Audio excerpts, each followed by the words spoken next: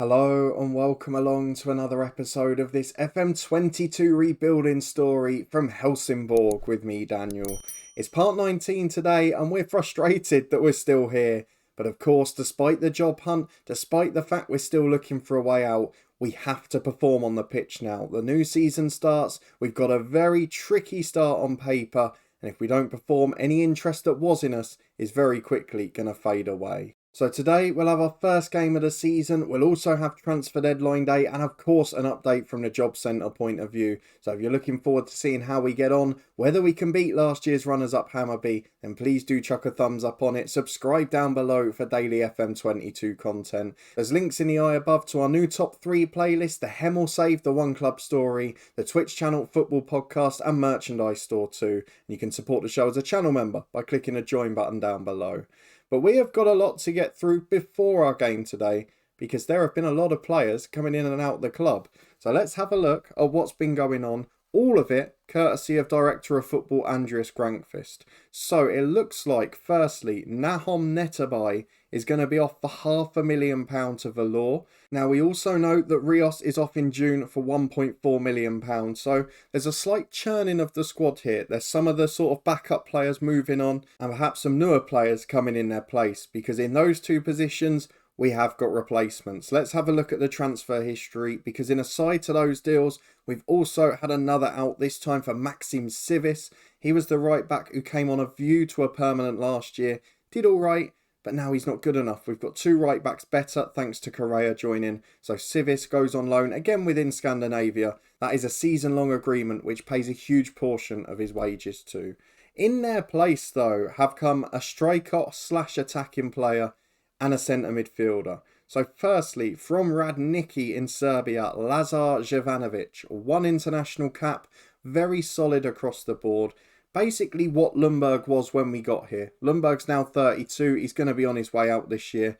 And this guy is a perfect replacement. Very solid player, played in Europa Conference qualifying, and a very good player to have on our bench. 6'2" as well, so helps us with that back post aerial presence we've lost a little.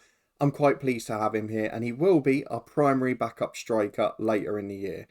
However, there is one more signing that is really, really good. One that I'm delighted with, and that is Christos Gravius from Degerfors, also a Swedish side. Not sure if they came back up.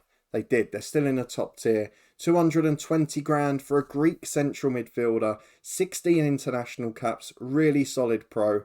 3.5-star ability centre midfielder, natural left-sider, can play the holding role, can play number 10. He's got it all. He's a big upgrade. It's the reason that we're moving on Netabay, and there's also the chance for Velokia or Lopez to potentially leave too. But really good player, really reasonable wage. I'm pleased with that signing. Played over 100 games in the Swedish system for Degerfors. He's going to be a good player for us. If we go and have a look at the schedule, we've talked about this very difficult start to the season. Djurgården's penalty defeat in the Swedish Cup semi last time, little bit frustrating. But this is the real test now, because maybe if this league becomes competitive, I won't be so adverse to staying. But after coming up and winning it pretty comfortably last year, I am a little bit frustrated by the standard of the league. We've got 3 or 4 sides that will get European money this year, 3 or 4 that have had group stage money last season. So let's see what they're able to do to compete with us, because our first 3 home games are against 3 of those sides. Hammarby, first of the lot, we will be facing them today, but let's see what the media expect. They have got us finishing 5th, and all of last season's top 3 finishing outside the top 4.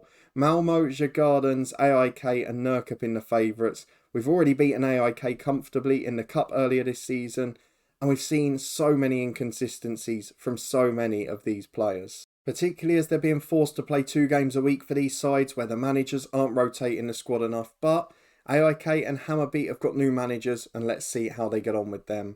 Let me very quickly show you the last month or so of the transfer window, because there have been a few signings floating about, but nothing massive. It's got to be said. It's been little deals here and there, a lot of domestic ones, a few free transfers, but there's nothing on this page where you would look and say, oh my word, that is standout. Probably the biggest one was a domestic transfer, which was Elfsborg to Häcken, and that was Johnson, who is a solid pro up front, but there's just not that influx of quality you'd expect, especially when 3 sides have got group stage European money.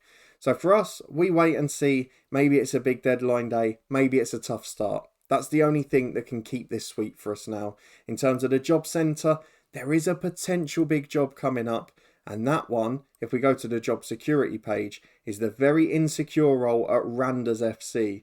Now, Randers are a side who probably have a much bigger reputation than the side that we didn't get the job at last time. But in the league split, they actually fell into the bottom half, albeit they're top of it. So I wonder if that job's going to crop up, and hopefully we just get given a chance at it. That's all I'm asking for, is an opportunity at the moment. If we go and have a look though at our profile, we talked at the end of the last episode about our request for a coaching badge.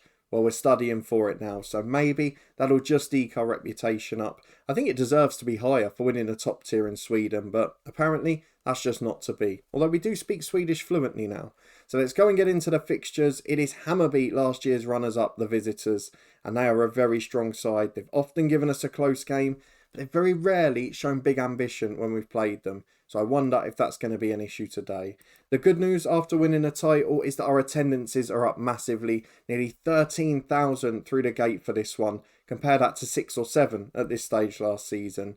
Let's look at the lineup, the one that's been picked by the assistant manager, and give it a tweak before heading into our first game of the year. Back in a moment. So I'm going to start the season with the familiar team. New signings, Jovanovic, Sager, Gravius, all on the bench today. Correa is the only one in the starting 11. But there are opportunities for change here. Almaged, is he going to be safe for the year? Is Tahar Ali safe with the way that Qaid's developing?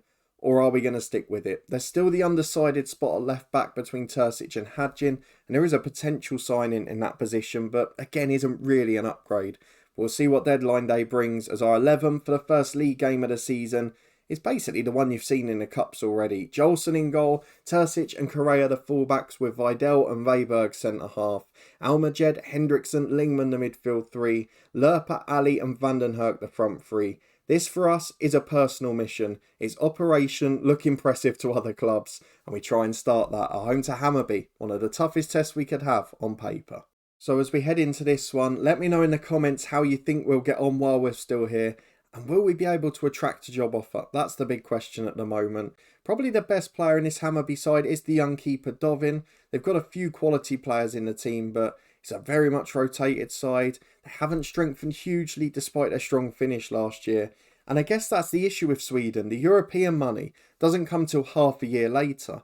So when you get this situation with Hammarby, they don't improve, they start to fall down the league, and then when the European money hits, they're not as an attractive proposition domestically. So it's a little bit of a tough one having the winter to winter league when you're playing Champions League and Europa Conference football. But hopefully they'll be able to get a couple in on deadline day. Fingers crossed we can beat them here today, because Lerpa picked up an early yellow card, something he's become good at in the last year or two, as Jolson gets the ball in goal for Vidal. First highlight of the game, didn't have to wait anywhere near as long as the last cup match, as Almaged finds Vidal. Roberto Correa gives it away at right back, the only new addition today, and he might have cost us early doors because they're coming forward with Nilsson on the right, gets to the byline, cuts it back here. Basara's got time, finds Nilsson again, beats the fullback, delivers a cross. Weiberg heads away well. Almaged very deep in his own half, and Terzic forces it downfield to Tahar Ali, brings it down well and turns back inside. Finds Lingman, lovely switch to Lerpa, in one-on-one, brilliant effort. Good save by the goalkeeper. We said he was good, and he's proven it there. 10 minutes gone, first big chance. It stays 0-0 though. Hammarby holding on. And we're back with 24 on the clock, and it looks like a really good position for a free kick. Centre of the D, Hendrickson hits it. Smashes the woodwork, it's a cracking effort. Degerfors 2-0 up without their star man who we nicked. AIK getting a win on the opening day.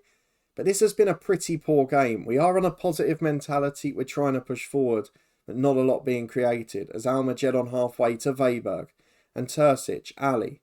We've seen it a few times in recent years, taken us 3 or 4 games to get going, as Vandenherk releases Tahar Ali.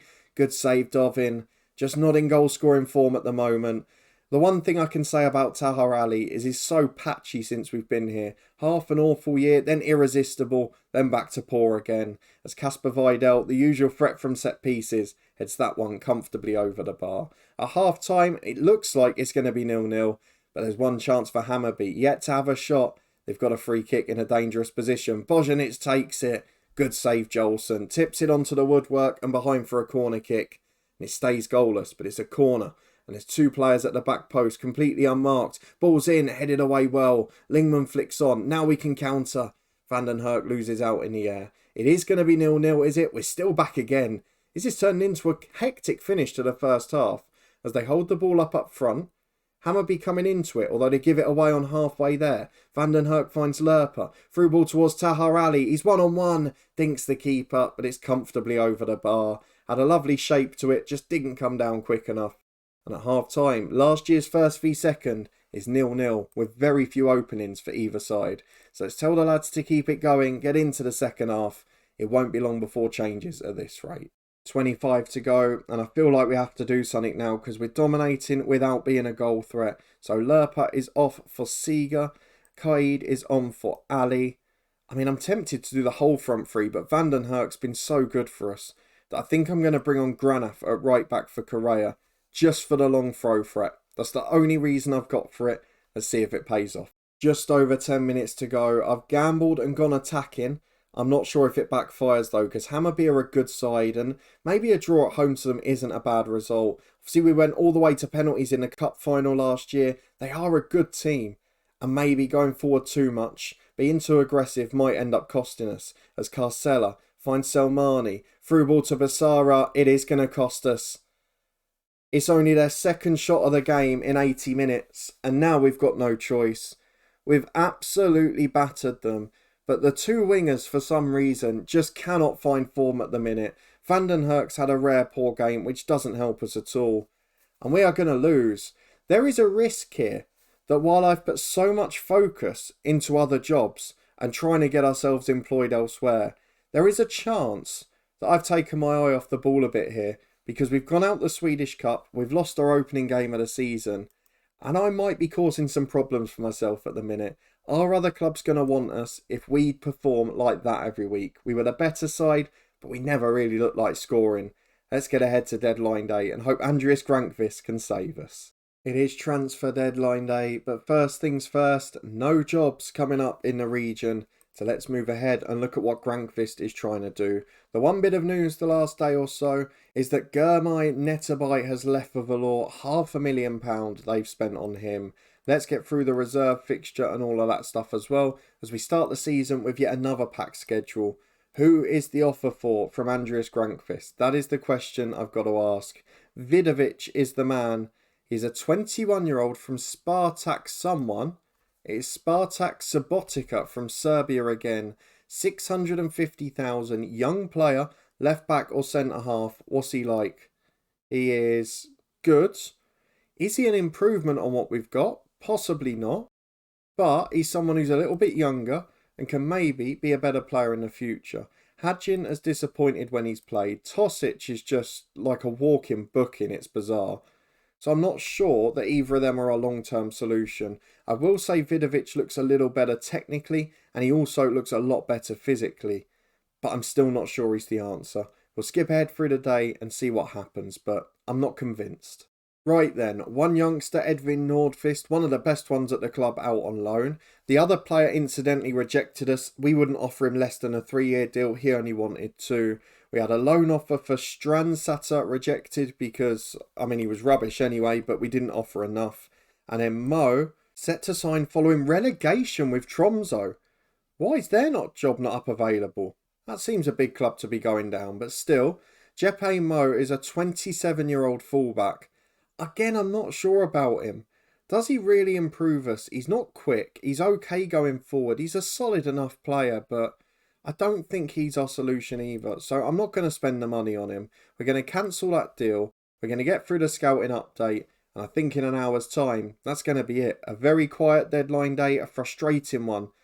And we've got to bear in mind as well, this homegrown in the nation ruling is getting very tight for us now. Outside the 9 or 10 that are in the squad at the moment, there's only really the transfer listed players available. The backup keeper's not. Most of the players outside the squad aren't.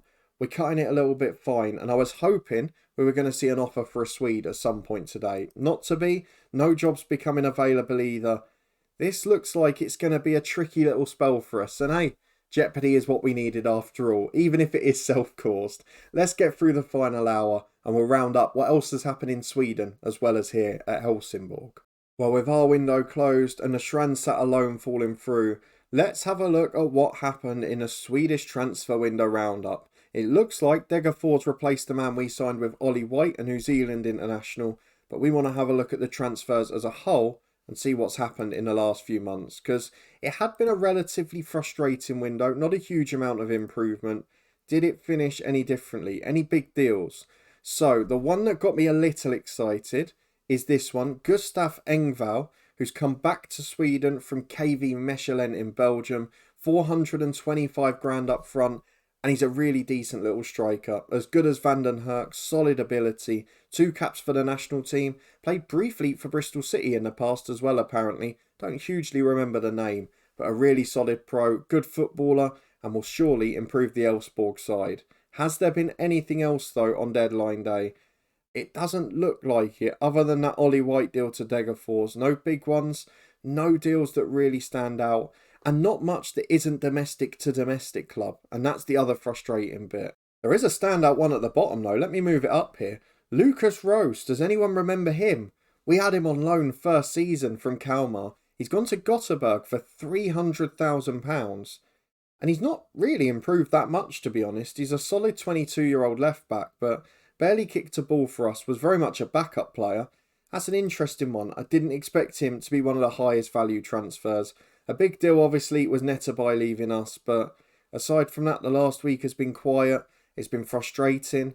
And there's no huge sign that Sweden's going to take a leap forward. And maybe it's partly because of the lag until these teams get their European money. Maybe it's also partly the lag of different teams getting their first and second seasons. But hopefully there's better big deals to come down the line. As I did miss one actually, Doncaster to Orgright. And it's Fajiri from Doncaster.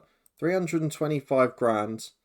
He's alright. He's a pretty good player as well. So some improvement in the league. Nothing huge, nothing spectacular. And a lot of domestic transfers. We need those scouting ranges updated. We need the clubs to push forward. I'm not sure if that's going to happen quick enough. So for us, it means the focus will be on the job centre. It will be on looking for another job in the Nordic region. Whether it's going to be Randers or someone else, we don't know. And what level of job are we actually going to get a chance at? That's probably the big question based on what we saw in our last application. If we go and have a look at the schedule, we've got a horrible start to the season. We've talked about the first 3 home games. Obviously, we've lost the Hammarby one. I think we come back maybe June time for Elfsborg, or before that, whenever we get a job offer or job interview. Maybe Djurgårdens is one we could show too. They're second favourites for the league. They beat us in the Swedish Cup on penalties. Perhaps that's one that could be of interest. But we're going to leave it here for now. We've had a frustrating transfer window with Helsingborg. Not been able to make those huge strides forward. Not been able to get in Swedish players. But we're in an okay position. And hopefully we can start to score some goals and perform a bit better than we did today.